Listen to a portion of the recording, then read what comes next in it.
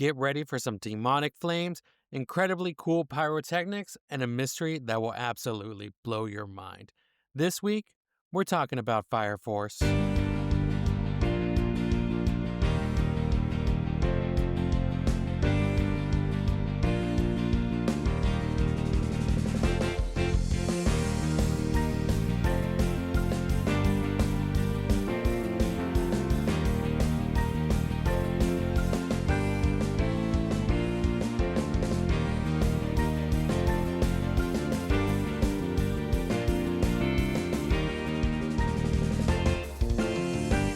Welcome, anime fans and foodies, to Anime Bento. Each week, we review a different anime and we give you some fun recipes to go along with it. Joining me this week is... Hello, I'm Miguel, also known as Aquamix. Miguel, we finally getting the chance to talk about some anime on the podcast. I'm very excited to have you on. I know, we've been putting it off, sorry. I take I know, I feel forever. like we've been rescheduling a lot, but no one will know because this will still come out on time. So that's the magic of it all. Exactly. So if you're listening, I didn't have to reschedule anything. I never missed anything. What do you mean? I watched this so quickly. I will say in your defense, you did watch it very quickly. It's just been our schedules have been hectic. I don't know about that. I think I kept putting off the last 3 episodes for some reason. I just kept getting busy and kept rewatching the other anime that I was watching instead. Oh, okay, I can't. There's stuff I need to talk to you about. My Hero stuff, but we'll save that for later. I do have Sounds thoughts on good. those last 3 episodes, though. I have controversial opinions about, I think, the last 4 episodes of this show, but we'll get into that soon. And with every week, we have some fun recipes we'd like you to try out that go along with the show. This week, for our cocktail, we have the Devil's Footprints, combining pineapple and lime juice with tequila, triple sec, and fresh jalapeno. This is a fun, spicy take on a margarita. And for our mocktail this week, we have the Infernal's Kiss. This drink has some heat to it, mixing pineapple juice, orange juice, with coconut water, fresh jalapeno, and topped with some sparkling water. And for our food item this week, we have the Adola Burst Wings. These crispy Korean gochujang style wings will have you calling Company 8. If you make any of these, we would love to see pictures of them, so please tag us at Anime Bento. Now, let's dive into the show. Spoiler warning, everyone. Brace yourself. The following content contains spoilers that might make your favorite character's past seem less mysterious. Proceed with caution. Let's talk about Fire Force. In a world where spontaneous human combustion creates fiery creatures called infernos, a young pyrokinetic named Shinra joins Special Fire Force Company 8. He seeks to uncover the truth behind the fire that killed his family and his brother, all while fighting infernals. Fire Force debuted July 5th, 2019, and you can stream this on Crunchyroll, Hulu, and Disney+. So now let's talk about the show. Okay, Miguel, Fire Force, what are some of your first impressions of this anime? First of all, am I allowed to swear? You are. Okay. My first thought when I saw this anime was, what the fuck? I thought we were going to watch a, true to life, a cool firefighter show, but, zero superpowers. So that was going to be more not slice of life, but, not fiction, if that makes sense. Not fantasy. I looked up zero things about this show before starting it. So I had zero context of it other than the name. And I don't even think I really, glanced at the picture. I just kind of went into it. So you told me which anime to go to, and I found it and turned it on. And the first scene being that train, that guy turned into a demon in that train. I was like, whoa, whoa, whoa. What am I watching? Completely had to shift my mind into what I was going to watch. So yeah, that was my first impression, which I was like, okay, I love me some fantasy. So I am not mad about that. I can't blame you for thinking this is going to be slice of life. I love slice of life, so it would have made sense for me to recommend us doing a slice of life show for this first episode together. But I did want to give you something with some more action in it. I don't know. Would you consider this fantasy? It's very shonen. So it gave me Yeah, My it's Hero shonen. vibes to me. Yeah, it does give some My Hero vibes, but nowhere near as good. Wow. We Hot take. Already. sorry. I have opinions, okay? And also, I just watched the first few episodes of My Hero last season. So good. So I'm not gonna say anything about that, obviously, but that's why it's on my mind. I do enjoy I like the mystery of the show. I something about firefighters, even as a kid, has always fascinated me. So giving firefighters fire powers sounded cool. That first episode was a lot of fun. I think it's just a lot of action packed, just straight off the train. But Yeah, I mean, they definitely do a good job at capturing, like having that hook to capture the viewer right off the bat. So this you're not going in waiting for the action to happen. Like basically the first scene is an action scene. It's meant to like draw you in. Okay, so this world has people that spontaneously combust. Okay, now you start to think about, okay, so what is the story really about? And you're talking about demons. You're talking about the whole holy symbols, and very quickly realize, or you can very quickly see that this show is very, very heavily like religious based shonen fantasy. I don't know what to say. Like has a very strong component in like from religion, if that makes sense. I like the faith aspect of it. I don't know, hot take. I'm not a very religious person myself. It's just I enjoy it though. I enjoy the like I don't know how to describe it. The tradition of religion. I mean, if religion had more superpowers in it, I might be more inclined. If they were like, you Have get you superpowers when you join, I'd be like, maybe. Okay, I was gonna say, have you not read the Bible? Because I'm pretty sure there's some superpowers stuff going on there, but Yeah, we don't get it though. that's true. Yeah, it's only select few. It seems like the But no, majority of the people who are religious here have powers. that is very true. And there's something I do have some questions about, but we can get to that later. But yeah, it's not just like religious. This is very much Christianity based, like straight off. Like there's no denying it. There's like you see the cross, you have the holy symbols, the a lot of the like what they're talking about and the good versus evil type of thing. And you have like the kind of like this reference to hell this whole time in the show. So yeah, I'm not very religious either. So I was I thought maybe you suggested it for that because you knew that. So you were trying to I don't know. Trying to indoctrinate you. It's the church of fire for. Yes, that's exactly what you were trying to do. I mean, you get fire powers. This can't be cool. I might if I get a firepower, honestly. I'd rather be a waterbender, but if I have no choice and I can at least get one, and then sure, I'll take fire. I will say, just jumping into the story and the not just the church aspect, but this is like church. It's like church firefighters, so I guess public servants, and then Yeah. also big business. These are like the three main pillars of this world. Yeah. I didn't think about that, but yeah. I love the fact that they're not afraid to be like all these three are corrupt in a sense. Like Mhm. they say that everyone kind of has good intentions or they're hiding behind good intentions, but really everyone has their own agenda to Mhm. to go through. And they're not shy about being saying that the church has their own agenda and the big business has it and the fire company has their own agendas to go through, and helping people was kind of just a byproduct of moving these three things forward. But of course, your protagonist and like the company that the protagonist is in is the only one that's truly in it for the public service aspect and trying to actually better humanity and solve this issue of spontaneous combustion, because why in the world would you not try to solve this? It's terrifying, like knowing that you could just out of nowhere combust and turn into a demon and then get killed by these firefighters. Yeah, I would wanna get that solved quickly. So, it's shocking that there's not a bigger, I don't know, push from, like, the public per se to figure this out, and it's just kinda, like, hidden. Like you said, a lot of corruption that is going on in the background. Most definitely. They even kind of hint at that someone already knows why this is happening and maybe has some kind of cure or something along the lines of that. And I mean, not to put my tinfoil hat on, but I definitely believe in a lot of conspiracy theories of like some stuff is just being kept the way it is and hurting people, even though we can fix it just to make more money for companies.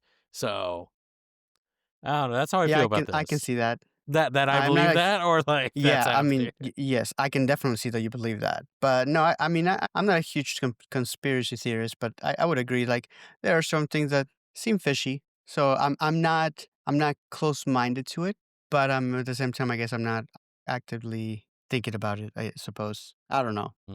I'm always walking around thinking about the things that they're hiding from us, the secrets they don't want us to know. Yeah, no, I'm not. I barely think at all on a day-to-day basis. Okay, for the past couple animes that we've talked on this show, there hasn't been too many filler episodes. And this is my personal opinion, but I feel like not that it goes against this anime, because I do enjoy it. I'm just gonna say it. There is a lot of filler episodes, Yeah. I think, in this show. Yes and no. I mean, yeah, there are some filler episodes in it, but they don't feel super filler, if that makes sense. Like I feel like I got something out of every episode. Like it kept pushing the narrative forward or helping you know more about somebody's background or their intentions in each episode. So I wouldn't say it's too much filler, but it does have some fluff. Like they add a little bit of fluff to it. Okay, this might be a hot take, but I think the last maybe 4 episodes, to me, in my own opinion, allegedly saying, just covering all my bases here, I think those are all 4 filler episodes. It's when they enter the subway and it's kind of one-on-one battles with everyone. Hmm. I really don't think we need all that. I do enjoy seeing everyone getting to showcase their powers individually, but at the end of the day, my God, I wouldn't have minded if it was just one big battle, one up like over 2 episodes with all of them fighting together, and then we kind of move on because we really at the end of all that, we just find out that his brother is actually alive. I mean, we already knew that beforehand, though. Well, hinted, but he didn't see his brother until this moment. That's not true. Oh wait, he met his brother in the garbage, like not garbage. Yeah. Sorry, calling that guy's place a garbage place. He I guess a junkyard. Is a junkyard better than a garbage place? I think I mean, yes, they have different connotations, so I would say so. Okay, so I'm sorry, Vulcan. A Vulcan junkyard. doesn't live in a garbage disposal area. He lives in a self-made junkyard Yeah, because like with parts and scraps and metals and stuff. yes, yes. It all has uses. Well, then I guess we don't even need the last part. We could just I mean, skip to. you do learn a lot about the adult burst, and I liked part of those episodes. Well, especially the episode with the brother and him fighting because sorry, by the brother I mean it's where Shinra, the main character, is fighting his brother, and his brother's name was what was his brother's name? Oh no, I Are you can't looking it remember. up? I I am am. terrible with names. Either way, whenever Shinra's fighting his brother, Oh, show. Show. Thank you. Yes, Show. He keeps saying it a lot. I don't know why I don't remember it. But they're fighting, and instead of actively trying to hurt Show, Shinra is very much trying to break through to him in any way he can. So I really like that. I don't think that was a filler, or I think a lot of that was good to add. I would agree that maybe all the other fights could have been condensed into maybe one episode per se. Yeah, I just But think we didn't need 4 episodes of the subway scene. Three yeah, or that's four, fair. however it was. I think it was 3. No, wait, I think it's 4 now because the girls had their fight, and then the lieutenant has his fight, and then the captain has his fight. It is 5 episodes. I'm looking at it right And then now. Shinra. 5 episodes. In the subway? Yep. 19, 20. It's, starts at episode 19, To the Nether. Yeah, because the last episode's outside. Yeah, I really think maybe it could have been 2 episodes. And that's kind of my only. I just thought it I would've dragged on a would've little said bit. 3. 1 episode for the fights with all the other people, and then 2 episodes for Shinra, because I think that was the most important part, and I did like seeing that development. The brotherly bond part was pretty cool. And him Yeah, snapping out of it, his brother snapping out of it was cool too. And my only other problem with that is they introduced this big boss guy in the beginning of the subway scene. And then it's just like, oh, he's going to be a threat. And then he's taken out in the first second. Like, he's taken out in the first battle. I don't know if you remember with the girls and the Iris was with, gosh, what's her name? The cat girl. oh, yeah, I have things to say about the cat girl, but Yeah. regardless. But I don't know. In my opinion, I think for me, those 4 episodes were kind of filler. For me, if I didn't have them, I would have been fine. If I didn't have those one-on-one battles, I would have been fine. But everything else is I the story moves pretty quickly. The slow episodes I really enjoy too, especially when they go to that where Station 7 is in that city. I Oh, really that one enjoy was that. cool. Even though it's kind of slower, I still thought that was a lot of fun. I like seeing the differences between the different stations and basically the customs that they each had, especially with Station 7. They have their own way of doing things, and it's insane. I like that they were very traditional, but like they're very traditional themselves within their area, but very untraditional to somebody like looking out from the like an outsider perspective.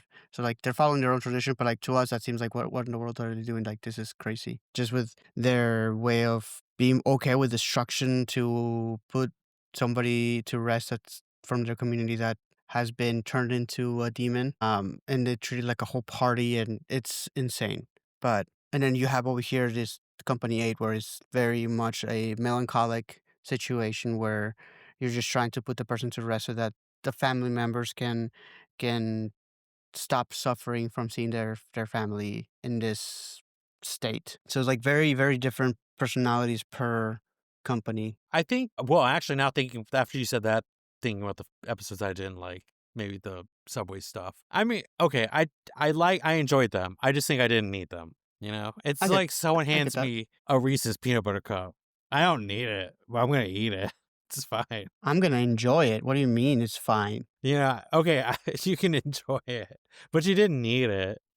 I You need chocolate in your life. Oh my goodness. Well, I stand by never that. mind. Forget this whole analogy.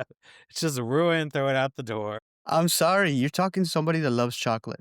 Chocolate will be the death of me. Uh, You should have used something else. I don't know. Gosh, I can't think of anything. Anyway, I mean, But you know what did I'm you wanna go? saying. Yeah, I get what you mean. Like, it's But not necessarily it just feels like it was maybe dragged on too long for you. yeah, I feel like I paid my dues. I grew up with Dragon Ball Z as a Oh, kid, no, so I paid my dues of no. long fights being stretched out episodes. I also watch One Piece, so I'm paying my dues there. Let me enjoy some Where one stuff. punch takes 20 episodes Yeah. for it to connect. So I paid my dues. We've already gotten our badges for long filler episode anime watchers. I want something like a little more quicker. Yeah, I get that, yeah. I mean, nowadays, that's what a lot of the anime you see is the New York anime is very much go, go, go, go, go. Not a lot of time to pause because that's how you keep the viewers engaged, and that's how you keep the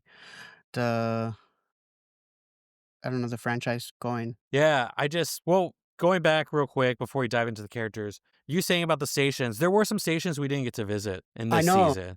And maybe if we taken some of those episodes away from the subway and put them to visiting some more of the stations, because it was cool seeing, because like I said, there's public service like fire, like Station 8, which is there to serve the people. And then there are churches like Station 1 that are right. actual like religious based Mhm. stations. And then there's company ones like where's Princess working? Station 3?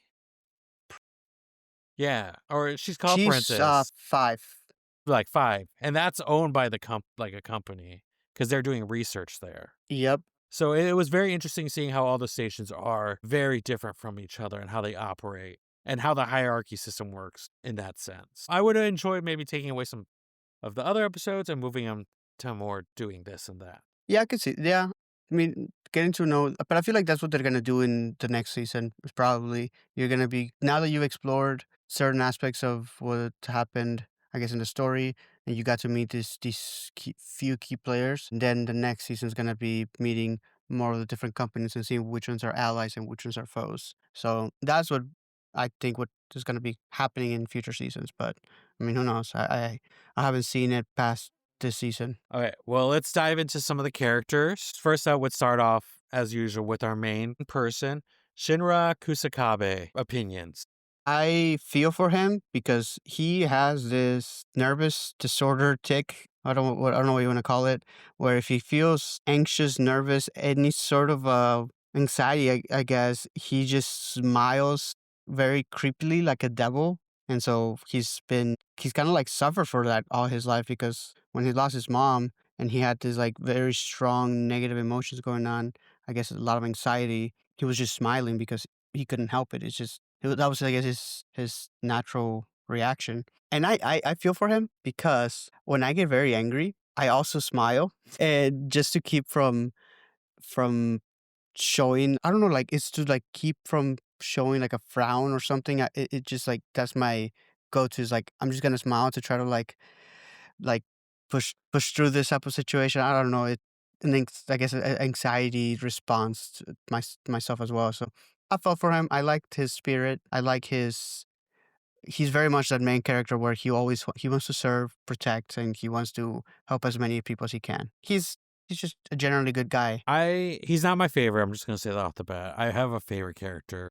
I know who your favorite character is. I can already tell you I know who it is. Okay. And Okay. And then when we get to it, when I say his name, Stan, that already gave you a I hint. already yeah, yeah, I already know who it is. You have nothing to hide from me here.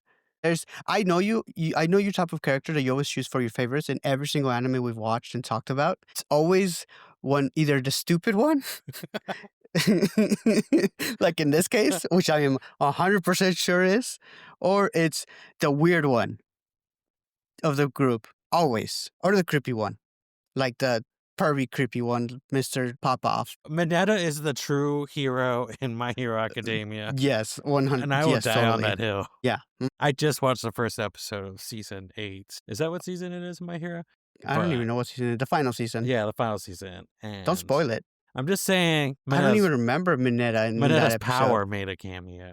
And I was like, Did that's it? right. That's right. Yeah. I'll tell you after we record. Okay, yeah, because I don't remember that, to be honest. I need to rewatch it, I guess. So I just watched it today, so it's fresh in my mind. Gotcha.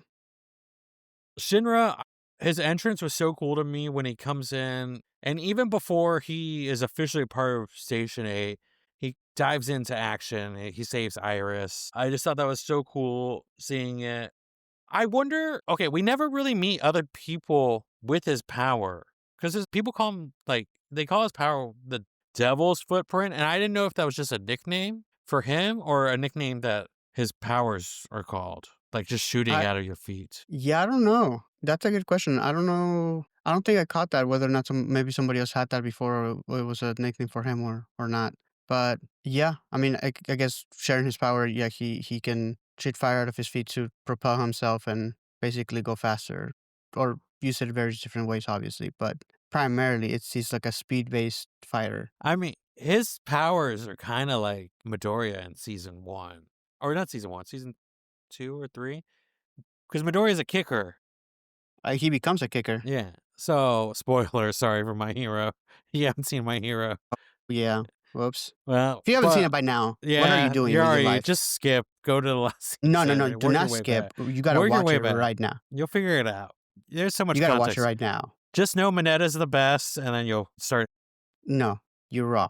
But watch it. Get past season one's a little slow, but it gets so good after season one. Anyway, I will say though, Shinra gave me, I was gonna say Midoriya no, vibes, and I guess Mineta vibes too. no, he does not give Midnight vibes at all. Vibes. Uh, well, just in the situations he ends up in. Okay, well, that's not his fault. I will protect Shinra from that. That's this. I have things to say about this cat girl. Like I said, what the heck is wrong with? That's what my biggest pet peeve with anime in general is always like the trope of all the girls like the main character, or like over sexualization of characters. Biggest complaint. But anyways, I digress. What you were saying?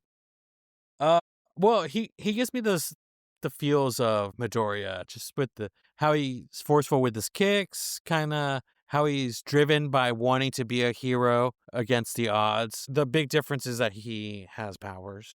Yeah,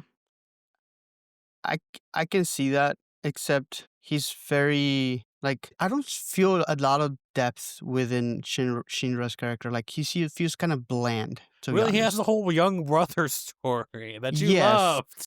I do love the story. I do love that aspect of it, but like he just feels very monotone. Like there's not a lot of depth to his character, to his like personality. He's a he's a good guy. Like, good guy that bad things have happened to and has been blamed. But like, I don't know. I feel like there's something missing in his character. I guess like I would have wished to seen some character development other than just seeing his power develop. Okay, I can give you that. I do think he's very one note. He's very just I need to be the hero. I need to figure out what happened to my family all those years back when I was a kid. I feel like I just filled in the story myself. You know, kind of when you get a little information, you're like, oh, this must be his backstory. Mhm.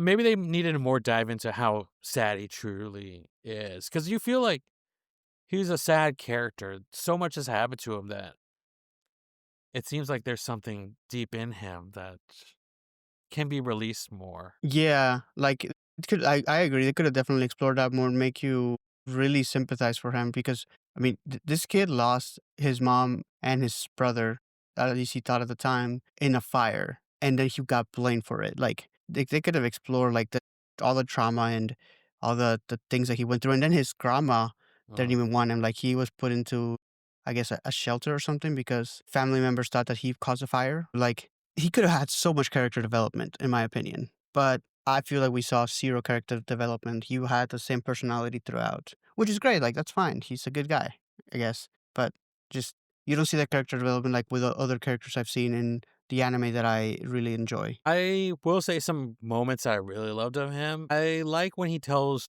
any character, if you ever need me, call for me and I'll be there. I do like that too. I enjoyed That that a lot. is there any particular moment? I mean, when we go visit Station 7, Yes, that was good. That gave me the like, I think I got chills when when that happened. that moment was great. I love that about him. We're talking about his grandma. That one made me really sad for him because his house is burning down and the police are trying to give him, like, tell his grandma, you need to take him in. He's your family. You guys, he has no one now. And she doesn't want to take him in because he does have that nervous tick that he smiles when he gets nervous and he's just smiling. So she thinks he's an evil child. Demon child. Yeah. It's so sad. And there are moments in the season where, and again, I feel like this, I'm going to probably harp on the last 3 episodes, the subway things a lot. Because if we take them out and we can give more story to Shinra, because there are moments like when he finally decides to tell Station 8, all the members, his secrets and his past and meeting Joker and all those things. And he says that he trusts them now and they are his family now, which could have been it felt like a great moment. And I was like, oh, this is very sweet. But again, it wasn't deserved. It didn't have the build up to it that made it pay off that, okay, he can finally trust these people and they deserve to be a family now, or he's finally found people that will take him in and comfort him no matter what happens. Yeah, I agree. Like if they had had maybe a strained relationship at the beginning, or like him being a little more reserved at the beginning, and then seeing that progression to opening up, that would have been great. But I feel like he was just always so like happy go lucky and eager to please type of person that we didn't have that character development for him. Yeah, it just feels like if we had a little more time with him, or if he did have, it just felt we got the payoffs before. It's like eating dessert before your meal. We didn't get any build Which is up to great. that. Man, I cannot. I'm gonna have to come up with some whole. I guess food analogies are gonna work when I record with you. I mean, you're just saying using the analogies that like You're like, yes, I want that. I do what yeah, exactly. You're just using the wrong analogies. So I guess I just think we got a lot of payoffs to moments that weren't deserved for Shinra. Yeah, that's fair. Overall, though, would you say you like him, dislike him, neutral? He's a great guy. Out of all the characters, wow. I can think of 3 that I like better than him. So he's very mid for me, and Yeah. that's bad for a main character, in my opinion. Yeah, I would agree with that. If the main character isn't well, not necessarily, but yeah, if he's not even your top 3, I guess it depends on the person, but Here's either way, I would agree with that, though. I would put him in mid as well. Yeah, for me, this is me as an anime viewer, and I feel like you know this, like we talked about. I gravitate towards side characters a lot. I love side character; they become my Yes, you favorites. do. Yes, you But do. usually, the main character is up there in the top 5 for me. Mhm. I could think of Shinra barely in the top 5 for at this point. There's Yeah. definitely 3 characters that I love more than him. So I just like you were saying, Shinra's cool. I love this brother storyline. I thought we were getting a little more depth towards the end with that. And maybe season 2 they can build more upon his backstory and whatnot. But for me, Shinra is a great main character. he moves the story forward, and that's pretty cool. That's pretty Yeah. cool. I guess that's his job. Yeah. All right, let's move on. We have Arthur Boyle. Oh my gosh. The definition of dim-witted is this kid. My goodness. At first I thought he was doing a bit. I thought he was just like messing around with his personality and like just trying to be goofy. But no, this kid is in layman's like in simple terms, he's just stupid. He lives in Fantasyland. I don't understand what goes on in this guy's mind. He is Arthur is the one that likes to pretend he's a knight, and anytime he has to do something, he gets into this like I'm a ninja, I'm a whatever, and like I'm a holy knight, and I need a steed or something along the lines of that, and it's just mind-boggling how he can take this as seriously as he does because to him it's not like a joke or a game. It's like this is him, this is his life, and he is that. And my goodness, he is a comedic relief though, so I do like him, but it's just his personality is hilarious. I do love when he's like, I'm a samurai, but I'm a knight pretending to be a samurai. So he's because there was that moment, or was it a ninja where they're trying to sneak in, and Shinra's like, "Oh, so you're a ninja now? You're not a knight?" And he's like, "No, I'm A a rogue. knight pretending to be a ninja, I think he said rogue. I can't a remember rogue what he knight." said. I It's don't something remember. he never deviates from knighthood. That's true. I mean, because he has Excalibur. Is that what he calls it? Something like Yeah, Excalibur, like his sword of plasma that he uses to with his firepower. But yeah, he is. I think my favorite moment with him would definitely be is in seeing him Vulcan's fight. thing. Yes, in Vulcan's episode with a freaking horse of a donkey like taped to his crotch, and somehow that gives him the power to like be really badass and fight against these other characters. He did say the more that he looks like a knight, the more in character he gets, and the stronger his power is. Which I guess more power to you, boo. It's you go. You get that style outfit and I love power, I guess. Okay, well, this makes me question though. He knows this fact about himself already. Why doesn't he have like a suit of armor or something like that on him at all times to pump his power up? Probably because going into a fire in a suit of armor would not be very pleasant. Or at least maybe just the like what is it called? On the helmet, the little thing that comes down? Uh, Is that all just uh, part of the helmet? I don't even know the You know what face I'm guard. talking I about don't where know. the eye part is and it comes down? Yeah, the face guard, the mouth face guard place plate. I don't know what it's called. He can have that designed like a knight's helmet. It just maybe Yeah. help him out, give him more power. Hey, now they have an engineer, so now he can get some of that. I love that Vulcan he tells us to Vulcan, and Vulcan just runs around his place trying to find this, and, oh, I forgot the girl's name that's with them, but she's like, "Are you serious? Is this really gonna help?" Because it looks goofy as all get out. It's just stupid, and It he's is. like, "Well, this is what he said this would help," and it actually works. All that being said, though, I don't trust Arthur. I have a bad feeling about Arthur. You think he's a traitor of some I sort? think he is, yes. There's some episodes in throughout the season where we see him kind of like he disappears at some point. Like he like after one major event, I can't remember when, he ends up disappearing for a few days, and they chalk it up to like he got lost and couldn't find his way back. But we also see another episode where he's like walking somewhere, and I can't remember the specifics of it. It was towards the middle beginning episodes where I thought I saw like remember seeing talking to somebody. So I don't know. I feel like he's playing this persona of like, "Oh, don't you can't take me seriously. I'm just this dimwit that likes to pretend to be these things, but like I'm actually much more than that." Like I feel like that's what we're gonna see later. I may be totally wrong with this, which I can see that being the case because we always have to have a comedic relief. But something about him. Okay, that'd be insane if he was a traitor. Because there's already a character. I don't know if we're gonna talk about him or not. I'm just gonna mention his name, but I don't think he's worth talking about.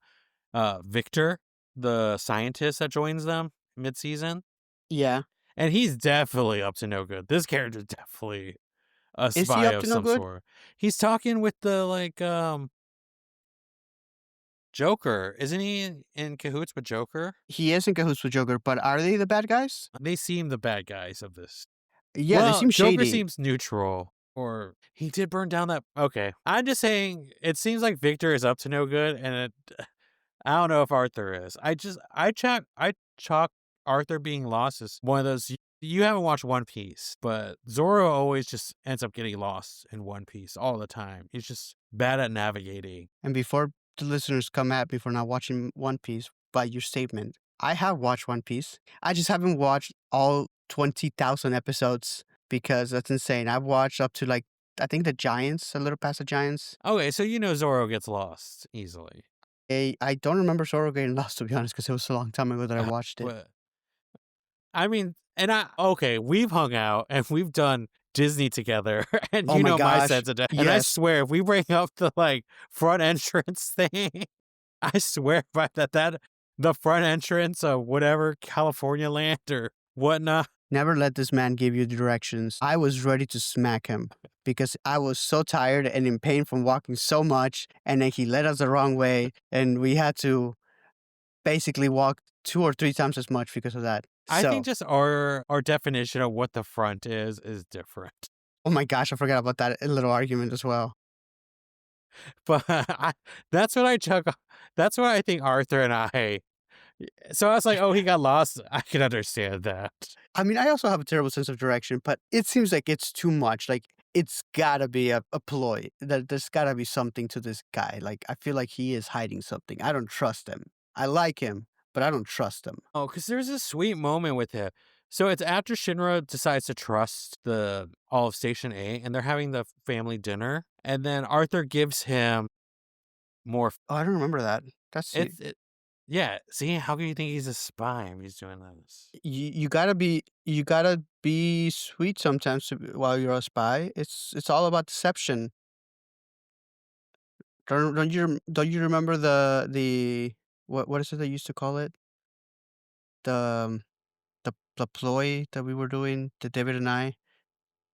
Oh, the Oh, long con. the long con. There we go. Thank you.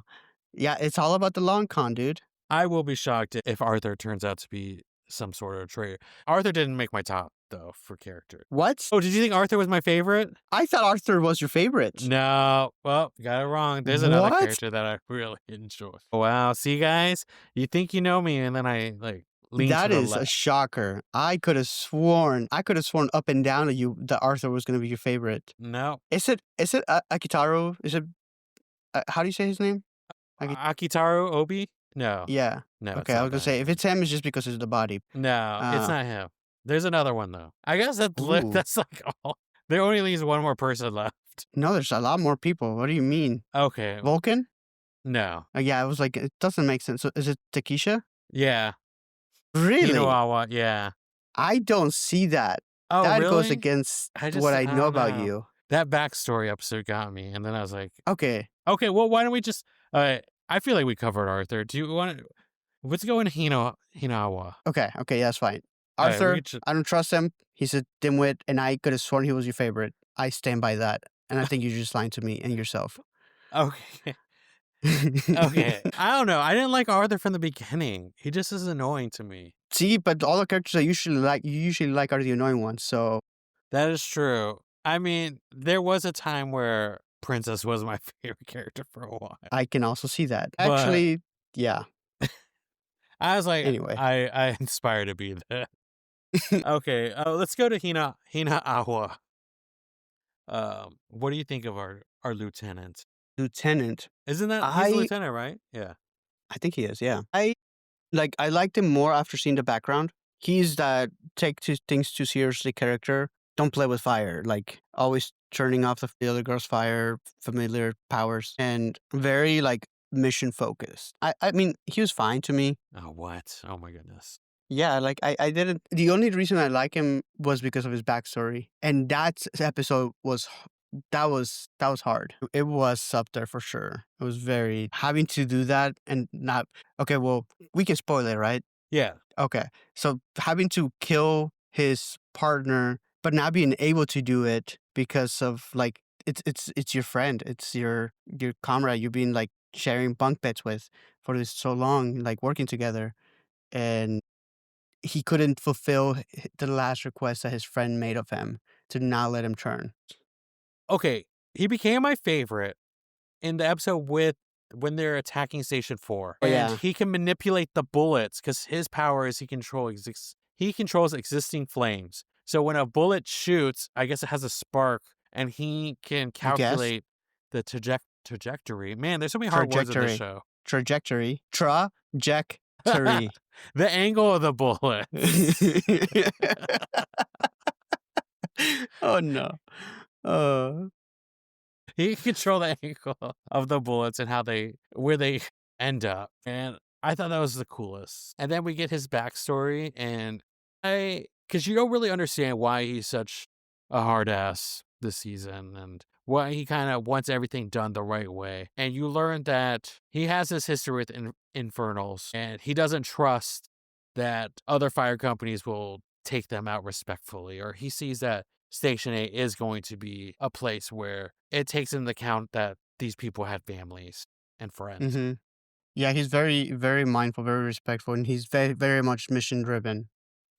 And I do agree. That episode with them invading Company 5 and seeing his powers in action, badass. Like, I was like, a guy with a gun, whatever. Like, I'm not a gun guy, especially if you are talking about a fantasy show. Like, it's a gun. That's not very creative.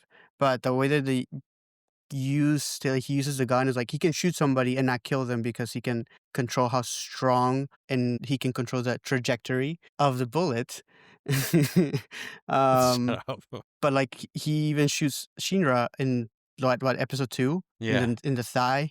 Is like that didn't even go through his clothes because he can control how strong it's gonna be. So he can use it basically like quote unquote deadly power and not actually cause any harm. And then when you find out, because that gun is not his gun, it's his partner's gun. Yeah, that And it is just true. and that's kind of one of my favorite things where you watch a whole show and you see this person has been using this thing or holding onto this thing, and you kind of like, oh, that's just part of their outfit or part of whatever their suit or whatnot. And then you find out, oh, the real reason they've been carrying this one item is because of this. And then that backstory changes everything for me. His relationship with this gun, all that. So I don't know. I just watched that episode where they invade Station 4, and I was like, "This is my guy." I can't I can't tell you why I gravitate toward those people. It's him, and then Princess, and then the captain. Those are my top 3. Wow. I mean, I can see the captain, but Not now Princess? now I can see the princess too. Let's move on to our captain, Akitaru Obi. Yeah. I mean, I like him a lot. He reminds me, have you seen, what's that show? My Neighbor Kaiju. Totoro. No, Kaiju. What? How does he remind you from of anyone from My Neighbor Totoro? Because you wanna just hug him like Totoro. I mean, I'm sure you want to just hug him, of Oh, course. man, I love his suit, though. Oh yeah, he's like fully decked out. He's the only one in Company 8 that has no powers, I believe. Yeah, I'm pretty sure he's the only one without powers. I mean, I guess Iris, does she No, have powers? Iris has p I think Iris has powers. I mean, she's Oh, wait, just maybe she she. doesn't, though. I don't think she does. She's just braced. Oh, maybe. And isn't prayer a power? Um, uh, Okay, we'll get hush it. to You're gonna say Either Kaiju way, 8, right? Kaiju 8. He reminds me of the main character from Kaiju 8. Like similar physique, very similar character design. He's like middle aged, like buff man who is just a total badass. Like he just is a person that was very determined to do the right thing and help people, even though he had no power. So he strained his body to compensate for not having a firepower like the other people do. So he can go toe to toe with some of these very like powerful people and monsters. So I respect him. I like him. He's very laid back. He's a very like chill persona, and at the same time trusts those under him. And he's not like babying anyone or overbearing. He's just trusts his company. So I really like Obi. He's a good leader. I knew I was gonna love Obi from the beginning. When he meets Shinra and he learns about his smiling thing, and then he forces him to he makes it so awkward that Shinra has to smile. Yeah. I knew he was gonna be fun. Yeah, that was a good little, like, intro to them, like, you see because the first time you see him, he's actually very stern because he's on a mission, he's trying to, like, protect people in this fire that happened in the train station, and he tells, like, because the lieutenant is trying to say, "Hey, I think this is our guy that's coming to join us," but Obi's on a mission, he's like, "Are you coming or not, lieutenant?" And But so we see first this like very stern side of him, and then immediately after, as soon as they get back to the station, there's no more threat. He's just wanting to make poor Shinra uncomfortable to see his nervous tick. I just respect the guy. We also learn his backstory in the same episode we learned Hinawa's backstory of that Obi was a firefighter, a regular fire. Because in this world, there's regular firefighters and then there's the fire force. So there's two sets of firefighting people. One fights normal fires and one fights the infernals. And he was a regular firefighter. Oh my Oh my gosh. god, the words today are hard. He was a regular firefighter and he was on a or they were putting out a fire and then another company comes and they kind of joke about putting down the infernals and he's saying that these used to be humans and how can we take this so lightly. So Yeah. he just really earned my respect and also he's also like conspiracy theory guy. He's also conspiracy theory guy saying that we can't trust anyone. We're the only team that can trust ourselves and we have to figure out what's going on. Is he a conspiracy theorist, Well, he though? doesn't trust, or is it valid that he doesn't trust everyone else? I mean, I feel like it's valid. It's very, he's noticed a pattern of things and he sees things are not improving. So he's striving to do something about it. And he's like, even with Company 5, he sees that this relatively new, like nobody, this person just out of nowhere rose to power from being a nobody all the way to being the captain of Company 5. So he's like, there's something going on here. So I don't know that it's conspiracy theorist. It's more so he's taking notice and taking action. Because I don't know, for me, a theorist or theory, whatever. Now you're making me struggle. When I think of that, I think of like trying to draw conclusions even from like far fetched ideas, I guess. So I don't know. I feel like he's not. He's more so. He's an action person. He sees something's wrong. He's fixing it. I guess, okay, maybe I might backtrack. I don't know. I still stick with it. I guess he's not trusting, an untrusting person of people he doesn't know. I guess that's fair, right? Who should Yeah, that's trust what I was gonna people? say. I guess then I he's a normal human. I like how I'm just making you question everything you're saying today and making you backtrack on everything. That is my Uh, new goal. okay, I'm just gonna so disagree with you. Obi is a normal person, is what we No. concluded. No, I mean he's He's super strong though. Not like he is. his power strong. He's made his body that strong. Like they're Yeah. working out and whatnot. He's got the coolest costume, of course, because he has no power, so he needs the most protection from fire. And he needs all the extra equipment. Like he has to go in with this like axe and guns and grenades and all these things to extinguish the infernos. And I do think he might be the only captain without powers. From all the we met so far, they've had Yeah. powers. Yeah, you're right. He's the only one so far So that's that we pretty. know of. So now I'm wondering, how did he become a captain? I think he just found no, he just founded his own station. That's the thing. I thought the government had to like appoint, like make you a station. I don't That's a think you good could just point. make it yourself. Because even Station 7 was an unofficial station, and then the government came in and was like, we're just gonna make you an official one. Well, I mean, Company 8 started literally with just Obi and Hinawa. But they So had a building. could it be that maybe just because that region, that area didn't have a formal company, and so they were able to essentially just start it, and that's why? I don't know. I really don't know how that works. I guess it's not really explored other than, hey, we're gonna start this company to make things better, and they do. But yeah, I guess we don't know how you officially become a A captain or captain. yeah. Yeah, He's great though. I really like him. I like that he's this father figure and he takes care of the group and it's yeah. great. He's pretty cool. Again, another character that I enjoy that barely has any development in the season. But Obi? yeah. But I feel like that's okay in this case because he's more of a mentor and the story is not focused on him. He is very much a side character, but like an overseer of sorts. Because even in the big fights, like when they're like invading Company 5, when they're going to the subway, like he doesn't ever really take like the spotlight. Like when he's in the tunnel fights, he's sharing the spotlight with Vulcan. He's sharing this fighting together with him, and like they have a moment essentially. And like in Company 8, he doesn't fight against the big boss. It's obviously the main character. So like he's always doing things. He does fight against a Company 7 captain, But that's a really cool fight scene. I really like that, honestly, because you see him finally in action against this really powerful person, and he's holding his own. But like that's the only really real time we see him like shine in any of these like big developments. So he's more of a like you said, a father figure, an overseer of sorts, a mentor. He's somebody that's already been, I guess, developed. I suppose he's already at a good point. I agree. He's a very great leader and a well seasoned one. I think this is my last statement about him. He's a well seasoned leader. He doesn't make too many mistakes, and he understands when people need to shine or what people can do. Hmm. I think we have two more characters of this group of our main team. I want to talk about Iris first, though, real quick. Go ahead. Iris was very conflicting to me because we didn't really know much about her, but we got a full backstory of her. She was just kind of that character at the end of everything. It was like Latos. Latome. Is it? Oh, wait, I thought it was Latos. Is Latos the cookie? Is there a cookie called I don't Latos? know. Am I just I've never hungry heard of right that. now? Is there a Latos cookie? I'm pretty sure she says Latom, Latom. Oh, maybe we're just thinking of a cookie. Look it up, but I've never heard of a Latos cookie. It's you know that cookie they give you on airplanes, the Biscoff?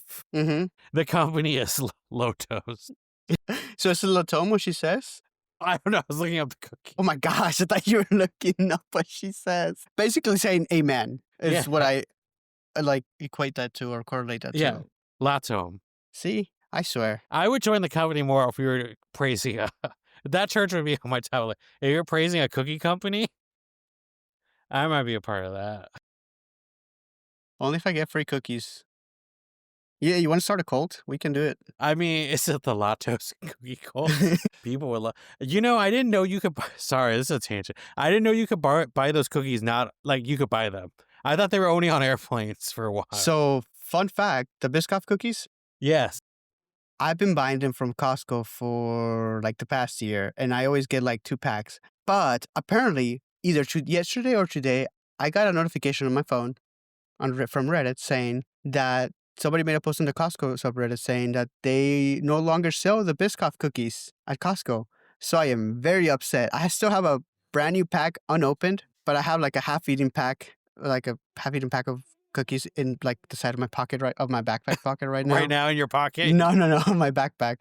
I took it to D&D with my friends and shared it around. But I have a whole pack of it unopened, and I'm gonna be very sad once I run out because if Costco doesn't sell it, where can I get it in bulk? Wait, you should just go to Costco and buy a whole bunch real quick. Well, no, they already discontinued. Like, I guess It's already they don't sell gone. it. It's not like no Yeah, more leftover stock. I guess so. I don't know. Oh wow! I guess you're gonna have to go on more airplane trips. Yeah, totally. Because I can afford that. Pocket the one or two they give you. Ask Latos. Now I'm gonna say that every time I'm on an airplane they give me the cookie. Latos.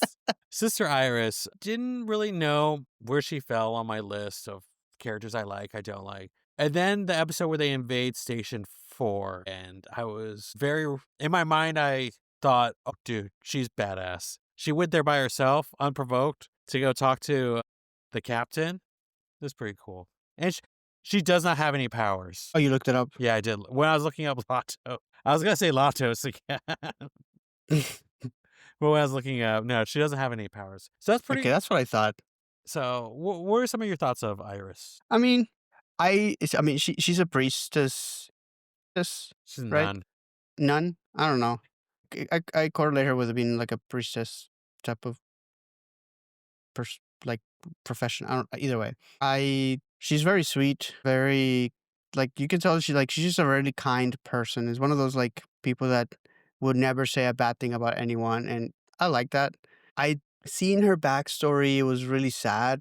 Again, a lot of these people seem to have been like orphans for some reason. So far, we have what at least in this list, at least 3 orphans. So very tragic past as a kid, like losing her family to a fire and then losing all the other kids to a fire as well, apart from Princess Hibana. I don't really have any opinions of her. Like she was not very Memorable. impactful to me. I think she's just a good, solid character. I enjoy these characters that are very just there to support and always kind of these strong pillars of the group. I never see her waver. I don't see her get too afraid. So I I just think she's a really solid character. But, like, what does What she does she bring to the contribute? team? Yeah, what does she bring to the table? Like, she prays for people and that's it, right? But, like, it doesn't seem like you need to pray to put someone to rest other than for, like, the emotional aspect for, like, the people that are alive, I suppose. I do think every team has this person on their team, though. I Yeah, think but it's a lot of one the of other the ones have do have fire powers, powers. yeah, Yeah. so So I don't she's just understand. nice. She is just nice. She's just nice. She is very nice. She does propel, I guess, the story forward with, like, going to Company 5 to see if she can talk some sense into her Is it Company old friend. 5? I've been saying 4 this whole time, and no Is one's it 4? corrected me. Now wait, let me We'll look it up now. it's 5. Man, now I have to edit every time I say 4 out to 5. Jeez. It's I'm not gonna Company do that. 5. Yeah, that's a lot of work. It's just gonna be talking and then out of nowhere, just cut 5. 4, 4, 5. Should I just get a robot voices? The AI voice? 5. Yes, you should. But she does propel the story forward with trying to go and talk some sense into her friend, like to her old friend, but obviously ends up getting disrobed. Her And clothes burned off. yeah, of course, because why not? So, but yeah, I feel like she's just like the moral compass of the party. But like, I don't see other than the praying like what she brings to the table. I do like her; she's nice, but She's just nice. she's just nice. She's just She's she's great to have on the I really well, one of my favorite moments was when they went to the junkyard with Vulcan, and she was like, "What does this button do?" She just kept pushing the buttons. I don't think she's that smart though at this point. I feel like she's just impulsive. And then Vulcan was like, "Push all the buttons. You what now?" And she's like, That was I forgot about that. I forgot that she went to that. That was great. But yeah, she ended up saving the day by pushing all the buttons. "This is true." I guess. Well, now that I think about it, I really love that trio when they went on that side quest of Shinra, Arthur, Iris. Yeah, They're a fun three. I don't know what they were thinking sending them three alone, but either way, that was a good moment. But yeah, she's very impulsive. Now that you bring up the button pushing and talking about her just going to this hostile company that she knows of where her friend's at that's been corrupt. So she's impulsive, but she's nice. She's nice. Okay, let's last one for our team, Maki. Maki, she's cool. I like her. I feel like I like her because she wants to have fun with her firepower and she creates these little balls of fire that she can control and like they're like little familiars and they're super cute. But then inevitably Hinawa always puts them out, unfortunately, even though they're cute. Don't play with fire kids. But I don't know, she's just very like happy, sweet looking girl, but then you see her be like she has like more than one not personality, but like she has more she's not one note. Like she's very sweet when she wants to be, but then when she needs to get on business, she's like super strong and can kick pretty much most of these characters down. Even in the first second episode, she just pretty much obliterates Shinra and Arthur just with her fighting power alone, not even relying on her powers too much. I guess she does use it a little bit, but either way, I like her power. I like her personality. I like that she's very strong and she can hold her own. For me, again, another character that kind of falls in the middle range for me. I love her backstory. I love because it's in the man. We got three people's backstory in that one episode, Mm-hmm. and I love that she comes from privilege. Her dad is a captain of a station, just a regular firefighting station, and even though she's a hard worker and she is more than capable of being a firefighter, she'll never Obi was talking about oh, not Obi, was it? Inawa's friend was telling him that she'll never move up just because of this relationship and that no one will respect her and everyone will think that she just got this through nepotism, basically. Oh, I forgot about that, to be honest.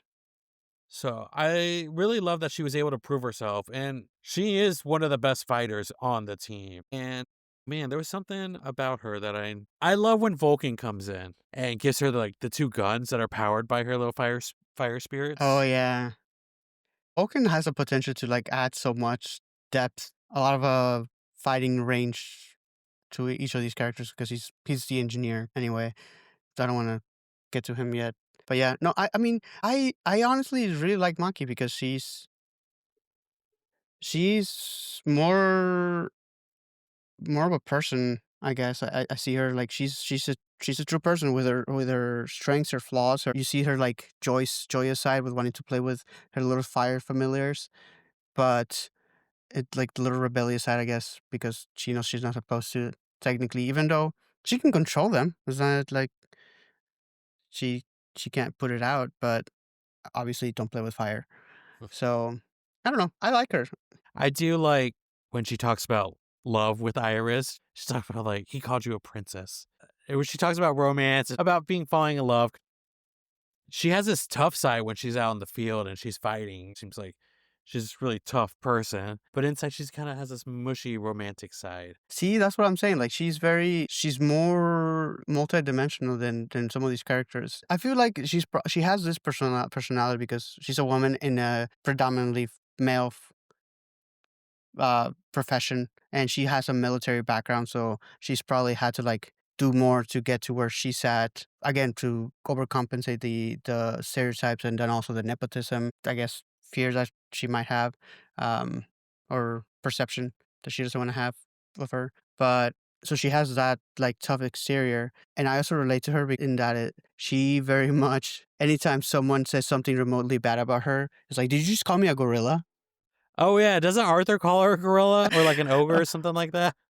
They make something he says something about her being freakishly strong or something like that, and then she's like, "Did you just call me a gorilla?" And then they like pummels him and something along the lines. And this like happens multiple times. So it's like I do that with David all the time, where we're joking around, and then he'll say something, and then I'll pretend to be very offended by what he said and like make it over the top because why not? So I like that about her. But that covers our main team. There's a couple side characters that I feel like. What side characters do you want to talk about? I think I've mentioned the ones I already like a little bit, but I don't know. well, I'm surprised you don't want to talk about what's his name? Benny? Benimaru? Oh, Benimaru. Yeah. I I mean, mean, there's I not like. much to talk There's about. yeah, I was gonna say that I like him, but you don't see too much of him, I guess. That and also he's I don't know. He's a cool fighter, and he's good at fighting, and but I don't know. He's not one of my favorites. I'm trying to think who I really like. Yeah, I'm gonna ask who your favorite. I think the side characters are really cool. We don't get too much of them, or there's not much to talk about them. They're kind of all just there. I think Benimaru probably. I mean, like everyone knows I love Princess, and those Fire fans, those are too cool. Do you have a favorite of the main group? Wait, did you say your favorite already? I haven't said my favorite. I'm trying to figure out who my favorite like Man, what my I would favorite have thought characters your are. favorite would have been Arthur. Really? What? Knowing me, you would say Arthur. Actually, you know what? Maybe it is Maki. My favorite? Yeah, I would say Maki. I really do like Maki. I think you like having a familiar. You like the side like Oh, I love Millers. yeah, so I feel like Maki is up there. Yeah, just for her power alone, I really like Maki, to be honest, because anytime I play any video game that allows me to play a character with where I can have either a pet or a familiar of some sorts, that's my jam right there. I don't know why I love it so much, but the idea of summoning magic or anything like that, absolutely love it. Well, I don't know. What do you think? What about Joker? That I think that Joker's one to mention for sure. I feel like he's gonna play a big role later on, but right now we just see him. Yeah, let's talk about Joker. Why not? I think he's a notable side character that I want to know more about. So far, Okay, what we know of him. Go yeah. ahead. Okay, so we'll talk about Let's talk about Joker. Okay. I think he's a villain. He set the Joker. We meet Joker, and we meet Joker. He sets this training building or this activity building on fire to just meet Shinra. I think that's evil. I mean, yes, it's bad to burn a building down. Of course, I would agree with that. But every time he's appeared, he's always had a purpose for it. Like he doesn't just appear for nothing. So the first time we see him is in the episode where Shinra has to basically deal with his first inferno with the company, and it's hard for him because it's like taking a life. And so that's no wait, that's not the first time we see him. The first time we see him is in another episode where the inferno is just sitting there, like not actually causing any havoc, but like just sitting there until he gets killed. And it seems like maybe Joker created this inferno for some reason and then like collapsed a building on top of them. So that's the first thing I thought when it happened, but I don't know now that if he actually did that. I think he's very much a He seems like a somebody.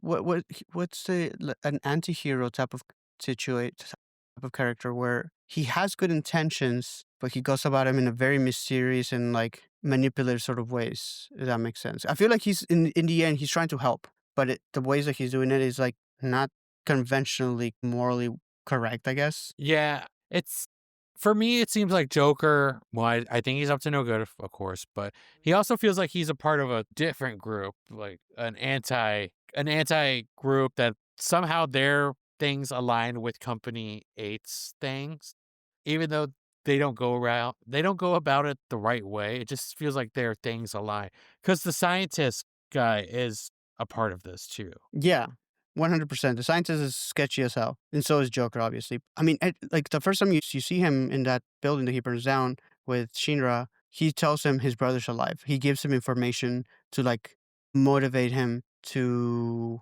better himself, so he can essentially come fight toe to toe with this other entity. Then another time you see him is with at the Vulcan junkyard, where he essentially he saves them. He saves by essentially stopping Show from taking Shinra and then helping that our party of Company 8 escape. And then again, one other time he shows up, I think he's again helping Company 8 and he's telling the scientists to like do something to help Shinra develop his powers faster because otherwise he's can't compete against Show. So I think he's trying to take down this other organization and help.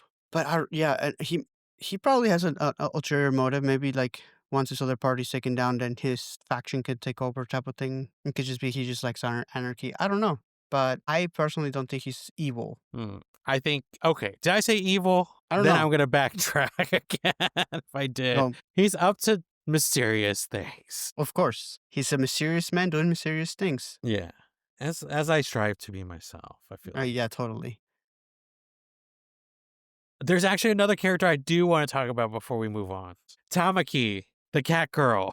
Oh my god, I kept wanting referencing her before the beginning of the episode. Yeah, I was like, oh, there's someone I keep forgetting. Why? What in the world is going on with this girl? Like, she has some sort of curse or something, right? I thought it was just part of her no, just her personality. But it's not like okay, so the running joke with her is that her clothes are always mysteriously coming off. Not only that, that's not even the worst of it. Oh, and She's then she's falling on people. always falls on people in a way so that, especially for Shinra, it's always like hands end up in inappropriate places. Let's just say it, put it that way, to keep it PG. That's just an ongoing thing. And it's like the very first time you meet her, I'm pretty sure is like she falls on Shinra and Shinra's hands somehow end up under her bra.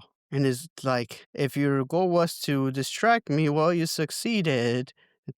Because he's like now all like frozen in fear and like smiling creepily because he's super anxious about the situation he's in. And but it happens so much. I'm pretty sure she references it at some point, like a some sort of curse or something like that. I don't even know. It's got to be something going on there because there's no way. I do enjoy that that's how they defeat the like main boss at the end in the subway. Oh, I said I remember that. Because something happens in the main boss guy that it's her and Iris and they're fighting him and his hand touches her boob and he gets really embarrassed and nervous and that's the opening she needs to like destroy him I don't remember this. I might have kind of because glossed there's over like that. filler these 3 episodes. Yeah. But that's how she defeats him. And there was another moment where they're trying to figure out if she's real or not. And then her clothes come off and they're like, oh, you're definitely the real one. Yep. Iris does something that makes her clothes fall off. I'm pretty sure it's Iris that does it. Yeah. Is it when they're in the subway? Yeah. Yeah. I do remember that because that was right at the beginning of the subway arc. But I'm torn. I kind of want. She is from Station 1. And because of what happened in Station 1, she gets put on leave and she's just spending time with Station 8. I don't know. I'm conflicted if I want her to go back or not. She's kind of fun to have around.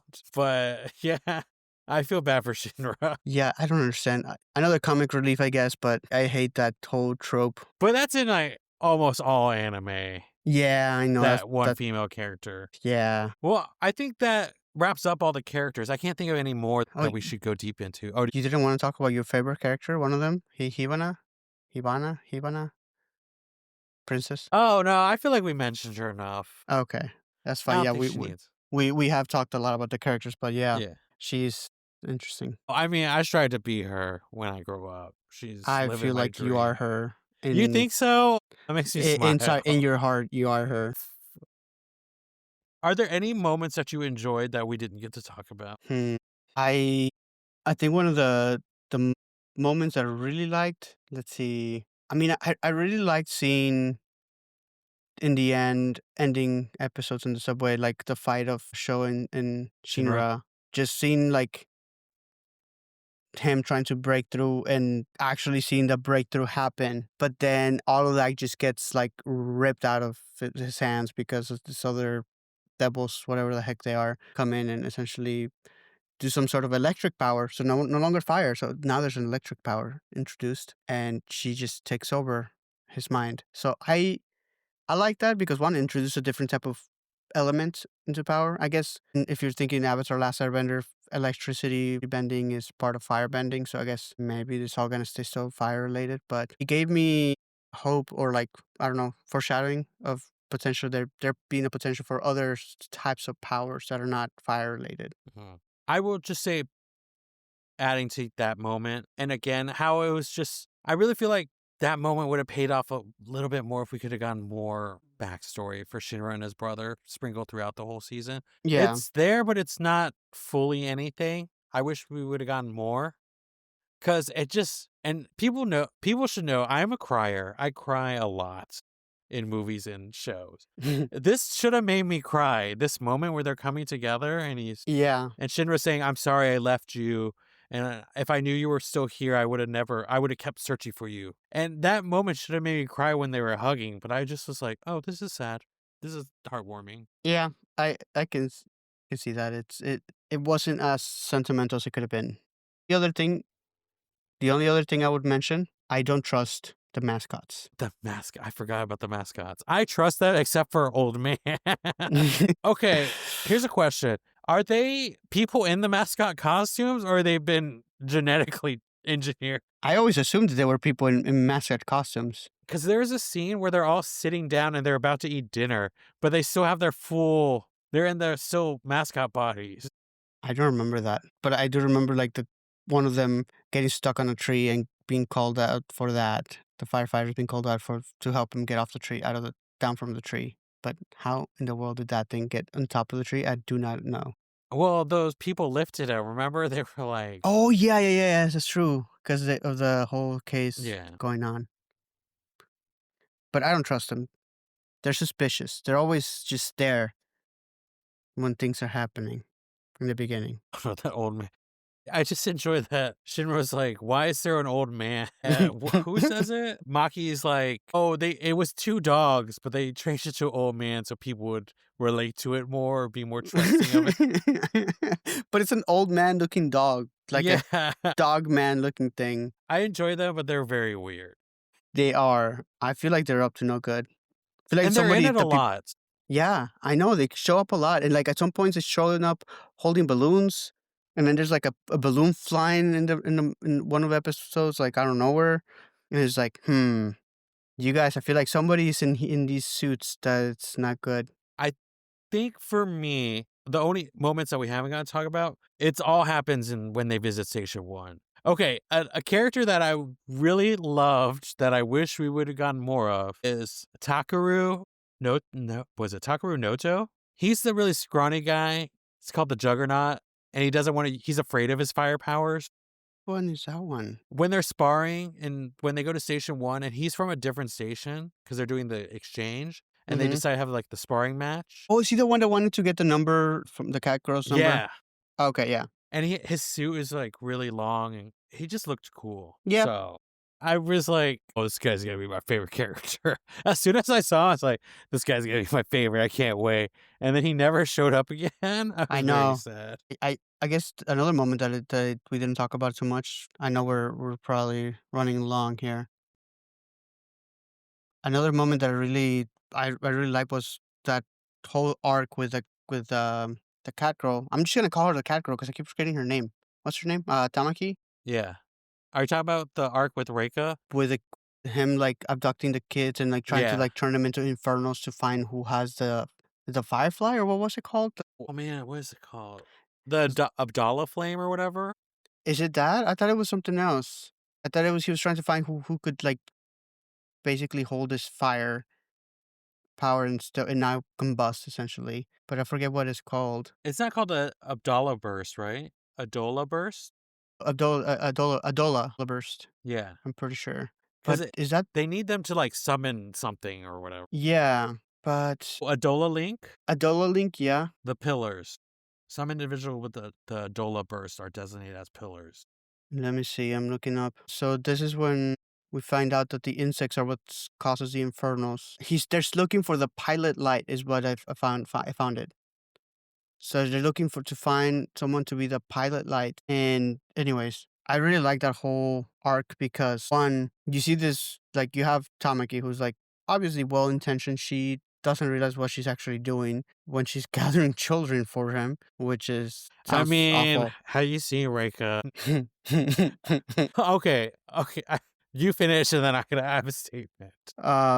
Yeah, so you see, you have this, and then like there's a betrayal of him, like actually essentially killing people, and like this guy just kills just one of the kids' mothers in front of him, which is awful. And and then you have like the whole fight scene with Shinra coming in, saving the day.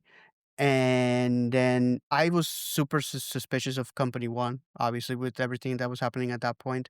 But then seeing the one of Company One's characters, I forget the one that can like freeze people, Is his name like Karim? something like that. But he has like the tuba thing. Yeah, the Yes, he's so tuba cool. guy. He is kind of cool. And like freezing his own comrade because obviously it's wrong, and he's not like this tuba guy is not a bad guy. So I don't know. I just like that whole scene and the whole fighting, and you finally learn what's actually going on at this point. Well, I guess you get a really good idea of what's actually happening, what's causing everything, and this is when you get the reveal of this other holy quote unquote entity that is causing all of these issues. Yeah, that was a really great storyline. I mean, I was very sad when Reika turned out to be evil. I literally screamed no at my TV when that scene happened. Oh, because he is good looking, I was like, no! Why? and then he got shot through the heart. Yeah, he shot through all our hearts. So, but anyway, yeah, those are some of my favorite moments. Uh, well, okay. So with every anime we watch, we give it a rating on our rating scale. So Miguel, what would you rate season 1 of Fire Force? Hmm. Honestly, I would rate it just a snack. It's fine. It's not like amazing. There's a lot of your typical tropes of obviously good versus evil, religion, but it doesn't really call to me. Like there's nothing in it that really stood out to me in the anime, to be honest. I enjoyed it for what it was, but it's not one that I would go back and just watch just for like I have a lot of anime that I will rewatch to the end of my life, I feel. And this is not one of them. So no season 2? I might try it, but to be honest, like season one didn't capture me well enough for me to be like, yes, I need to go watch season two. If you tell me to go watch it because you want to talk about it, I might say yes, but I wouldn't bank on it. What about you? For me, I'm gonna say it's mouth-watering. Really? Oh wait, sorry. Never mind. Your cursor Woof. is I thought you were on just a snack. But your cursor is on the one I wanted to say. So I was like, but your cursor's one above or one under what I wanted to say. I meant to say sorry. Man, you're just tripping me up this whole episode. I am doing nothing. I don't know what you're talking You're about. moving your cursor around the page. No, sorry. I meant to say I'm giving a satisfying. I really Okay. find it's solid. I enjoyed it. It was one of those shows where in the middle of it, I was really hooked. So I binged through 5, 6 episodes in a day. It was going really fast for me, especially when they went to go visit Company 7. I enjoyed it. I am going to dabble in season 2. I'll probably just finish it because I know there's 3 seasons out. So I might as well just finish it because I need to know what happens at the end. Yeah, Uh, I'm not that invested in the story to care too much, to be honest, unfortunately. I wish I liked it more. I mean, I think it has potential, but I don't know. It's just a snack. what if Catgirl got a spinoff? Would you watch the spinoff? No, absolutely not. Just her? I might if Obi got a spinoff. I feel like I if talking oh, about favorite characters, I feel like Obi and Maki? Maki are my favorite Yeah. too. Well, everyone knows who my favorite is. Yeah, Everyone except for you. obviously it's Arthur. You're just in denial, but well, Well, those are just our opinions, but we love to hear what y'all thought about the season. So please leave us a comment telling us your favorite moments and your favorite characters, even if it surprises us. You can find us at Anime Bento. You can find me at Jimsta2. you can find me at AquamexX on Twitch. Otherwise, I'm not very active on socials. That's all for this week's episode. And it's now, man, You want to try that again? yeah, but I might just keep this in there. That's all. That's all for this week's episode. Until next time, stay legendary. And don't forget to keep watching anime. Bye. Bye bye.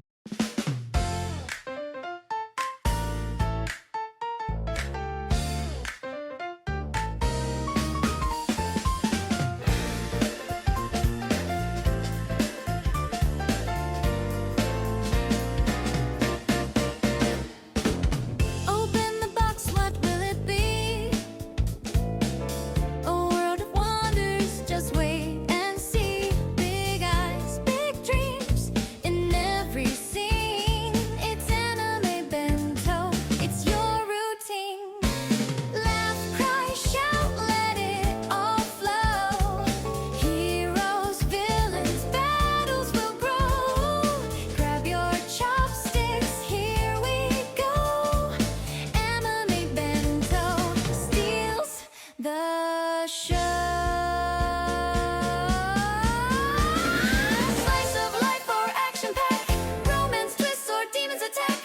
Every flavor, every track. Anime bento keeps you coming back. Tune in now, don't be slow. It's anime bento. Let's start the show.